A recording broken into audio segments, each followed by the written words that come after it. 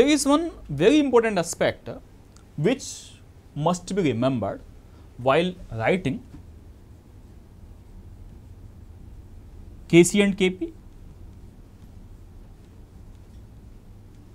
and that is that in an equilibrium expression, if you have any liquid, pure liquid, remember, if you have any pure liquid or pure solid, its concentration should not be written, or partial pressure should not be written in Kc or Kp expression.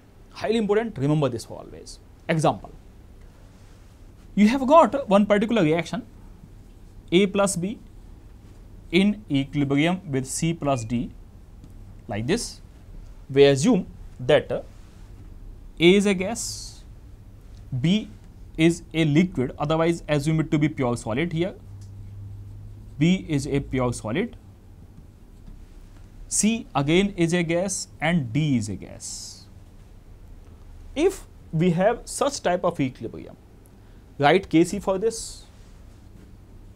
While writing Kc or Kp expression, as I told you, concentration of a pure solid or pure liquid will not be written.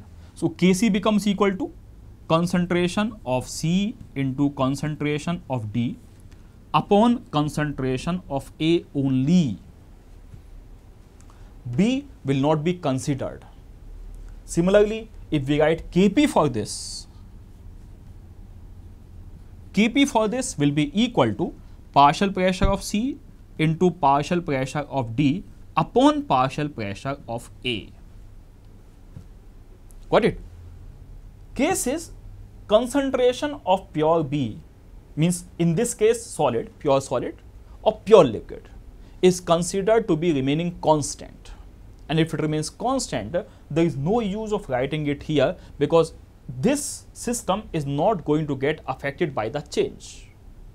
Got it? Because there is not change at all. And if it does not change, there is no meaning of considering it here. Right? Second thing, one more thing you understand, even when we establish a relation in Kc and Kp, we write Kc and Kp relation, we write Kp equal to Kc into RT power delta N, and remember that term also we told that this has got to be gaseous. If this is a pure solid or pure liquid, this again will not be considered.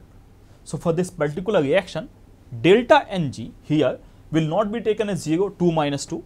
It will be considered at to be 2 minus 1. So in this case, we will have Kp equal to Kc into RT, because delta N will come out to be 1.